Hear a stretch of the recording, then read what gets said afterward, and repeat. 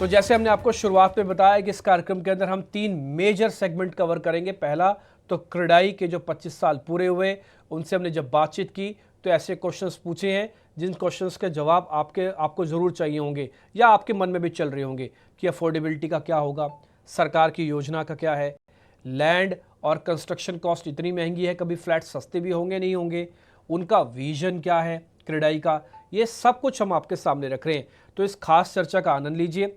हमने बोमन ईरानी से बातचीत की है जो कि कंपनी के इस समय प्रेसिडेंट है, इलेक्टेड प्रेसिडेंट शेखर पटेल, उनसे भी बातचीत हुई है और साथ ही हमने बातचीत की है क्रेडाई के चेयरमैन मनोज गौर से। तो इन तीनों से क्या बातचीत हुई, एक बार जरा पहले ये देख लेते हैं।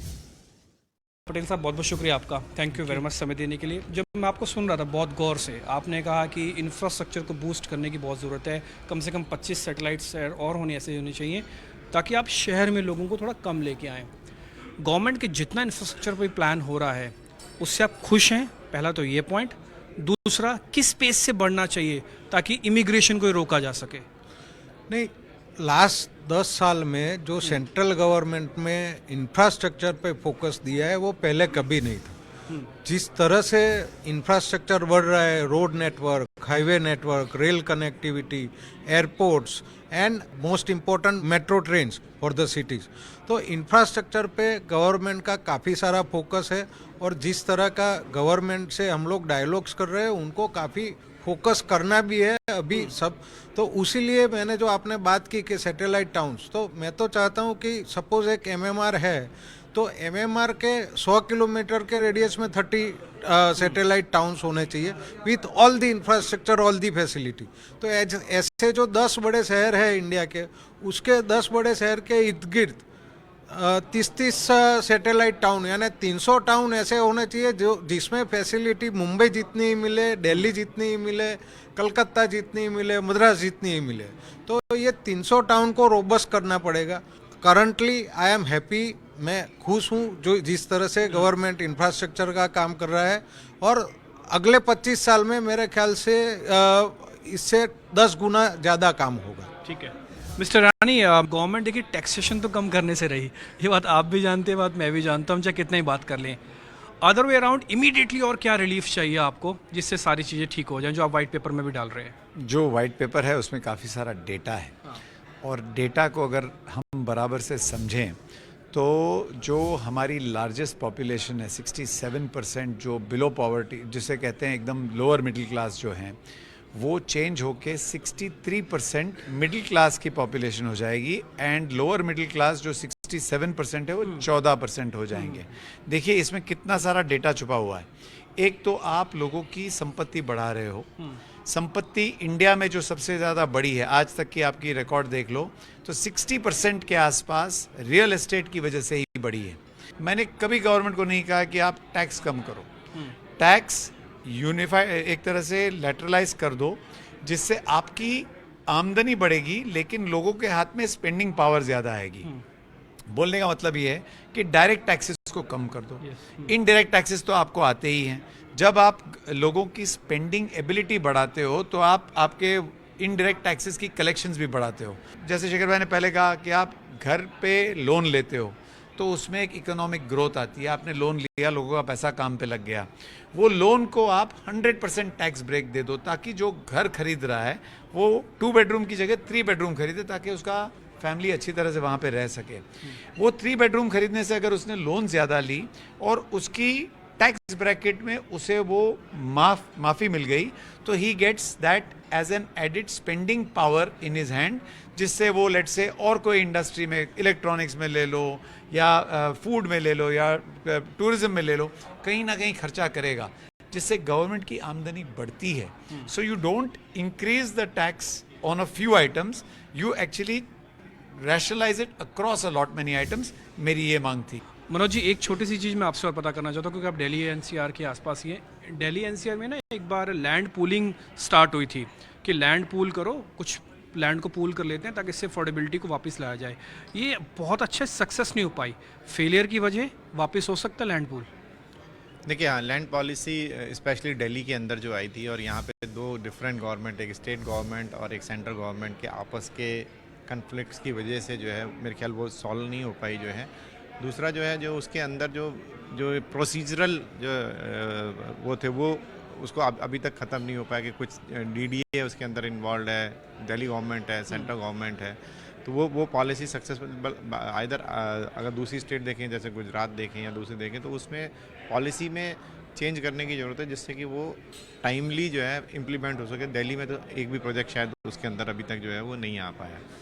दूसरा जो है लैंड एक्विजिशन जो भी चल रहा है पूरे देश में उसको हमें चेंज करने की जो है ज़रूरत होगी, क्योंकि आज भी जो भी लैंड होल्ड करते हैं वो सब भी जो है ड्यू टू जो है टाइम के चेंज के साथ एवरीथिंग जो है वो अब वो भी सॉर्ट ऑफ बिजनेसमैन हो गए, तो उनको पार्टनर बनाना पड़ेगा गवर्नमेंट को जो है, और इंफ्रास्ट्रक्चर के लिए तेज़ी से लैंड एक्वायर करके rest of the land available करानी पड़ेगी, चाहे आइदर वो डेवलप करें या वो हमारे साथ मिलकर डेवलप करें। तो एक ड्रास्टिक चेंज की रिक्वायरमेंट में मेरी अभी कई बहुत सारे डेवलपमेंट अथॉरिटीज़ के सीईओ से भी बात हुई, सबको यही एक प्रॉब्लम आ रही है कि हाउ टू जो है कलेक्ट लैंड कैसे जो है ली जाए। तो उसके अंदर एक ड्रास्टिक चेंज डेफिनेटली गाइडलाइंस जो है गवर्नमेंट की तरफ से जो है वो जानी चाहिए। Although the land acquisition is a state subject but broad guidelines जो है सेंट्रल गवर्नमेंट की तरफ से चेंज होनी चाहिए। पटेल सर, मैं वापस आपके पास आता हूँ। बीच में रेंटल की भी बात हुई थी कि रेंटल पॉलिसी को रिग्रेसली फॉलो करना चाहिए ताकि ये प्रॉब्लम को काफ़ी हद तक हम हैंडल कर सकें। प्रॉब्लम कहाँ पे आ रही है और क्या जल्दी से जल्दी फॉलो करना चाहिए? कोई भी इंसान अगर घर बना के उसको भाड़े पे देगा तो उसको एक बैंक इंटरेस्ट जितना तो रिटर्न मिलना चाहिए, है ना, 6-7%, 8% रिटर्न मिलना चाहिए, तभी वो इन्वेस्ट करेगा। आज जो रेंटल होम्स पे जो रिटर्न है इन्वेस्टमेंट के सामने वो 2 या 3% है, तो 2 या 3% रिटर्न मिलता है। मैं घर खरीद के भाड़े पे देता हूँ तो 2% मुझे रिटर्न मिलता है, तो उसमें मुझे इंटरेस्ट ही नहीं पड़ेगा घर भाड़े पे देने, किराए पे देने के लिए। गवर्नमेंट को एक पॉलिसी में चेंज करना पड़ेगा। सपोज वो डेवलपर है या कोई भी कॉरपोरेट है, उसको बोलो कि आप पूरी एक कॉलोनी बनाओ, पूरा एक बनाओ जिसमें आप पूरे रेंट पे ही कर दोगे, उसमें आपको टैक्स, इनकम टैक्स है, वो जो रेंटल इनकम पे इनकम टैक्स है वो आपको 100% डिडक्शन मिलेगा, माफ मिलेगा। तो एक ऐसी रेंटल होम की पॉलिसी होनी चाहिए जिसमें कोई भी, आज डेवलपर है नहीं है, कॉरपोरेट अपने एम्प्लॉयज़ के लिए सोसाइटी बनाता है तो उसके अंदर टैक्स बेनिफिट देना चाहिए, रेंटल इनकम पे टैक्स बेनिफिट देना चाहिए।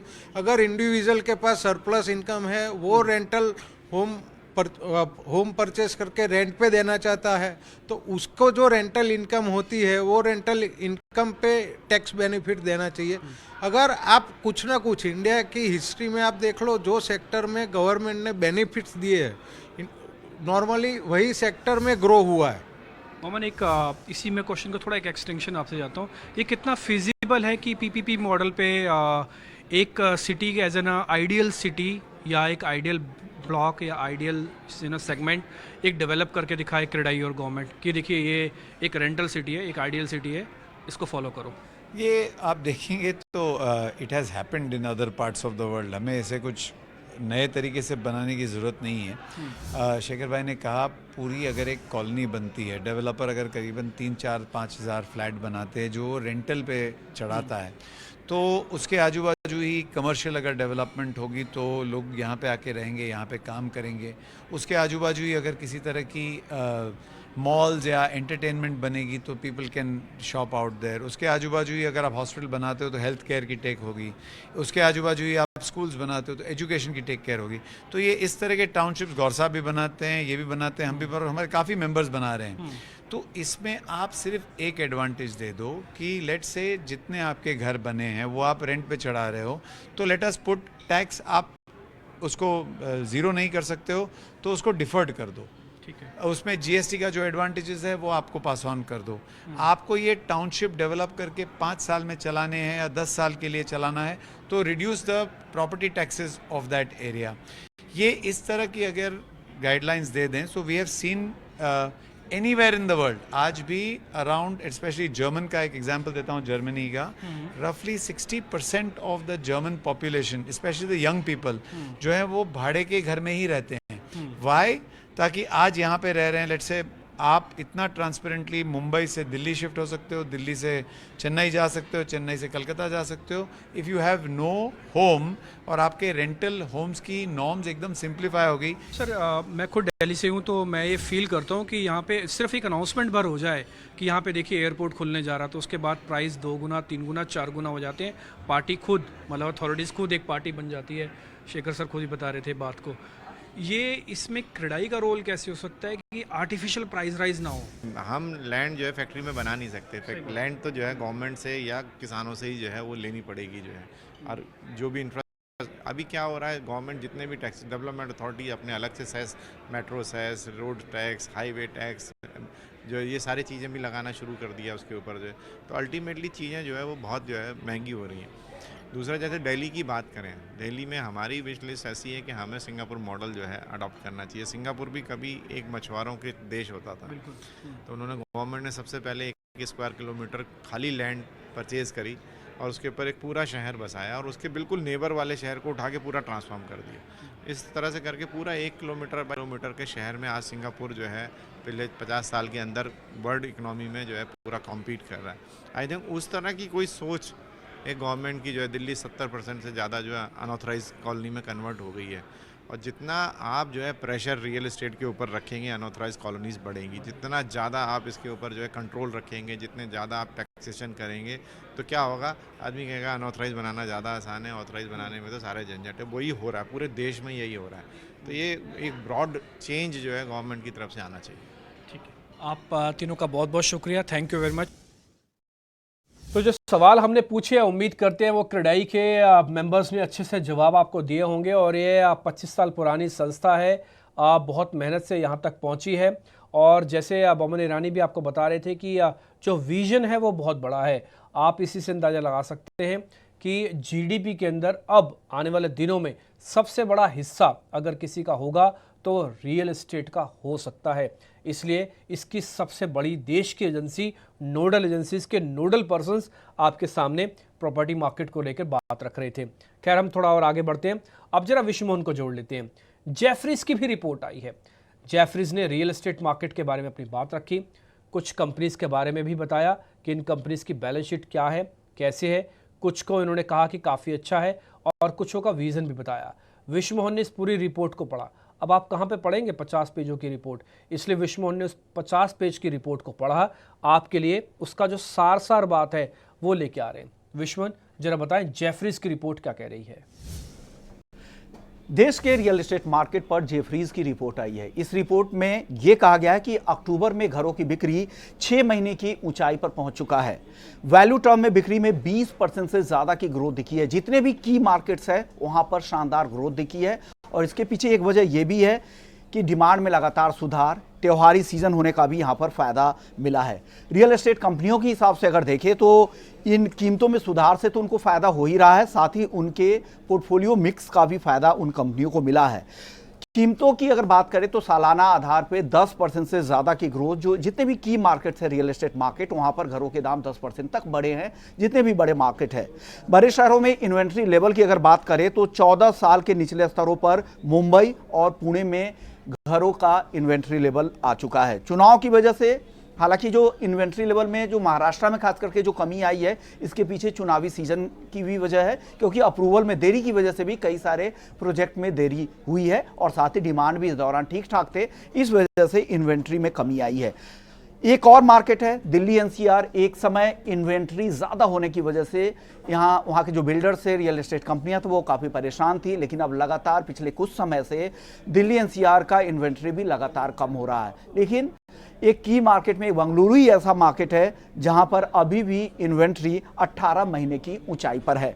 अब कुछ नए प्रोजेक्ट की बात कर लेते हैं। जो देश में जो कुछ बड़ी रियल एस्टेट कंपनियां हैं वो कहां नए प्रोजेक्ट लेकर आ रही हैं। इसमें गोदरेज प्रॉपर्टीज, लोढ़ा, डीएलएफ के अलावा कुछ प्रेस्टीज एस्टेट्स और ओबेरॉय रियल्टी भी कई सारे प्रोजेक्ट्स लेकर आने वाली है। गोदरेज प्रॉपर्टीज के कई सारे प्रोजेक्ट्स यहाँ पर दिल्ली एनसीआर, कोलकाता, बंगलुरु, हैदराबाद और पुणे, साथ ही मुंबई में तो इनके कई सारे प्रोजेक्ट चल ही रहे हैं। तो ढेर सारे प्रोजेक्ट गोदरेज प्रॉपर्टीज की तरफ से आ रहे हैं। प्रेस्टीज एस्टेट्स का दिल्ली एनसीआर, बंगलुरु, चेन्नई में प्रोजेक्ट आ रहा है। ओबेरॉय रियल्टी का ठाणे में नया प्रोजेक्ट है और साथ ही डीएलएफ का गुड़गांव का प्रोजेक्ट यहाँ पर आ रहा है।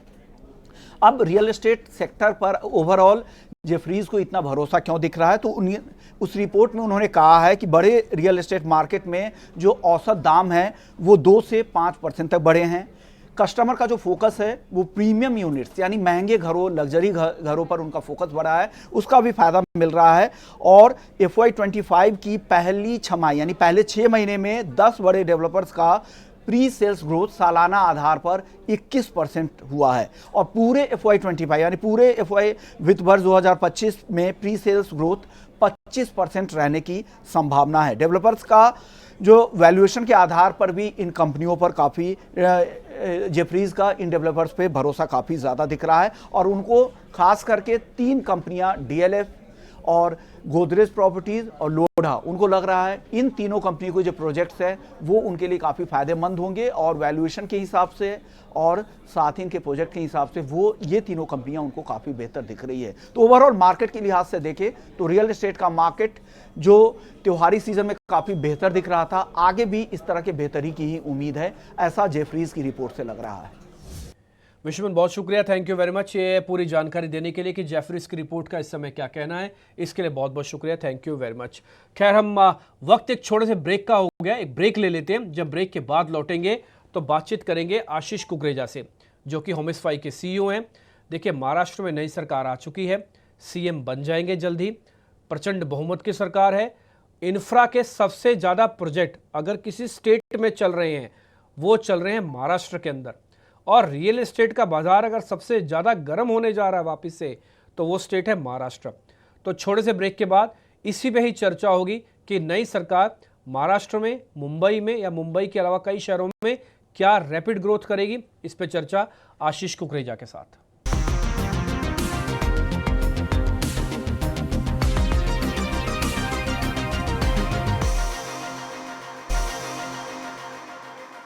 अब हम थोड़ा और आगे बढ़ते हैं, आशीष कुकरेजा को अपने साथ जोड़ लेते हैं, जो कि होमिसफाई के CEO हैं, मेरे पुराने मित्र भी हैं और प्रॉपर्टी मार्केट में बहुत अच्छी पकड़ रखते हैं। इन्होंने प्रॉपर्टी मार्केट को तब से पढ़ना, जानना, लिखना शुरू कर दिया था जब इसके अंदर बहुत ज़्यादा स्पार्क नहीं था। इन्होंने कोविड वाला फेज़ भी देखा, इन्होंने बिना कोविड वाला फेज़ भी देखा, उसके बाद की तेज़ी भी देखी। आशीष भाई, बहुत शुक्रिया, थैंक यू वेरी मच समय निकालने के लिए। जिस स्टेट में आप बैठे हैं उसी स्टेट के अंदर अभी अभी चुनाव संपन्न हुए हैं, प्रचंड बहुमत मिला, प्रिवेलिंग गवर्नमेंट वापस आ गई प्रचंड बहुमत के साथ। मुख्यमंत्री तो सिर्फ नाम की बात है, लेकिन ये बात समझ में आती है कि ये वो स्टेट है जहाँ पे इंफ्रा के सबसे ज़्यादा प्रोजेक्ट हैं। जहाँ पे इंफ्रा, वहाँ पे रियल एस्टेट की ग्रोथ स्वाभाविक है। तो ज़रा मेरे को बताइए, इस इलेक्शंस के बाद, इस मैंडेट मिलने के बाद महाराष्ट्र में रियल एस्टेट की ग्रोथ में कहाँ पे कितनी और कहाँ पे आ सकती है? कि रियल एस्टेट का जो पूरा कनेक्शन है वो इंफ्रा से बहुत ज़्यादा होता है, क्योंकि कनेक्टिविटी है और बहुत सारे फैक्टर्स हैं। तो इंफ्रास्ट्रक्चर का जो एक रुझान इस पिछली सरकार ने बनाया था, और अगर ये कहें कि इंफ्रास्ट्रक्चर के दम पे एक भी उनकी वापसी हुई है, कि जिस तरीके से कुछ प्रोजेक्ट्स फटाफट इम्प्लीमेंट किए, अटल सेतु आपके लिए सामने बहुत बड़ा एग्जाम्पल है, तो वो क्लियरली उसका एक पॉजिटिव इम्पैक्ट रहा। और ये तो अब समझ में आता है कि कोई भी सरकार अगर वापस आना चाहती है तो उसको इंफ्रास्ट्रक्चर पे बहुत ध्यान देना पड़ता है। तो अब तो काफ़ी चीज़ें हैं जो इस शहर में और इस स्टेट में चल रही हैं। आप गिनती बहुत बड़ी है, चाहे आप मेट्रो प्रोजेक्ट्स की बात कीजिए, एयरपोर्ट की बात कीजिए, पुणे की रिंग रोड की बात कीजिए, और कितने ही मल्टीपल कॉरिडोर्स के काम चल रहे हैं। तो बिल्कुल सही बोला आपने, पॉजिटिव इम्पैक्ट रहेगा। स्टेबिलिटी, कंटिन्यूटी, पॉलिसी और इन्वेस्टर कॉन्फिडेंस, देखिए स्टेबिलिटी से इन्वेस्टर कॉन्फिडेंस भी बहुत आता है। आशीष भाई, एक दूसरा सवाल ये भी उठता है कि जो कोस्टल रोड है, ये बहुत इंपॉर्टेंट एक प्रोजेक्ट है जो कि सदर्न मुंबई को और नॉर्थ मुंबई से कनेक्ट कर रहा है। पहले चुनाव से पहले तक की खबर थी कि दहीसर तक होगी कोस्टल रोड, मार्केट ने काफ़ी तक डिस्काउंट भी कर रखा था। चुनाव आए, देवेंद्र फडणवीस ने बोला ये दहीसर वाली रोड को हम, यानी कि कोस्टल रोड को बढ़ा के विरार ले जाएंगे, यानी कि क्रीक के उस पार की प्रॉपर्टीज़ बहुत ज़्यादा चली हुई नहीं है सर। हमने एक रिसर्च के ज़रिए भी सामने बात रखी थी कि विरार के अंदर बहुत ज़्यादा चांसेस हैं प्रॉपर्टी और तेज़ होने के, बढ़ने के। आपको क्या लगता है इस कोस्टल रोड का कितना बेनिफिट क्रीक के उस तरफ वाले एरिया में होगा?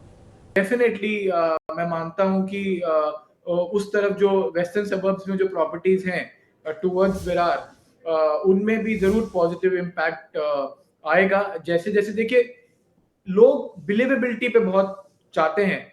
जब दिखने लग जाती हैं चीजें, जब सड़क पे चढ़ जाते हैं ना लोग अपनी गाड़ी लेके, तो उनको आता है कि अब करना है, आगे बढ़ के उस चीज को यूटिलाइज करना है।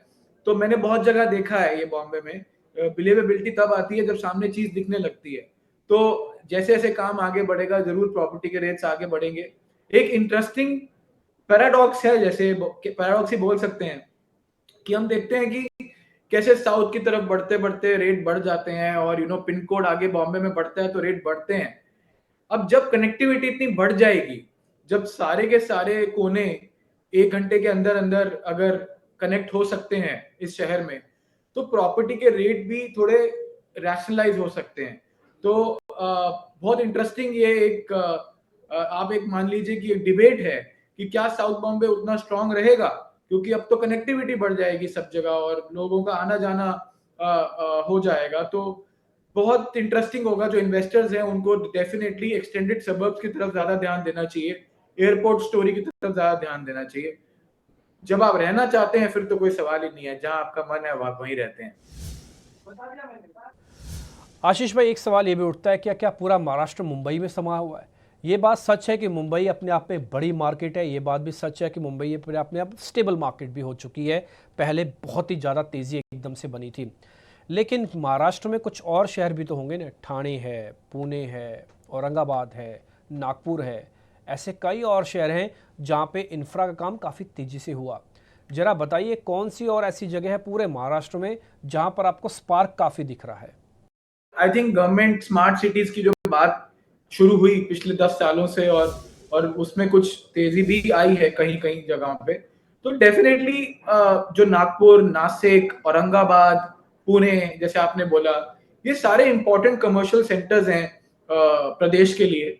और मुझे लगता है कि डेफिनेटली आपको इंफ्रास्ट्रक्चर साइड पे वहां पर भी तेजी दिखेगी, और उसका इम्पैक्ट इन शहरों पे भी पड़ेगा। देखिए, बॉम्बे को की तेजी को मैच करना थोड़ा पॉसिबल नहीं होता है, क्योंकि तेजी मेरे कहने का मतलब है कि जो साइज है मार्केट का, आप देखिए कि पूरे देश की जो प्रॉपर्टी मार्केट है उसका ऑलमोस्ट, मतलब आप समझ लिए 40% हिस्सा बॉम्बे और महाराष्ट्र की मार्केट के पास आता है in terms of volume contribution, value contribution. तो जरूर वो एक अलग जगह बना के रखता है। लेकिन आपका कहना बिल्कुल सही है कि पुणे और नासिक और नागपुर जो हमारे फडणवीस जी का होम टाउन है, तो जरूर मुझे लगता है कि ये एरियाज पे ध्यान देना चाहिए। आशीष भाई, बहुत बहुत शुक्रिया, थैंक यू वेरी मच। अच्छा लगा आपसे बातचीत करके, जल्दी वापस मुलाकात होगी। हमारी शुभकामनाएं आपकी कंपनी की ग्रोथ के लिए हमेशा बनी रहेंगी। फिलहाल इस कार्यक्रम से इतना ही, नमस्कार।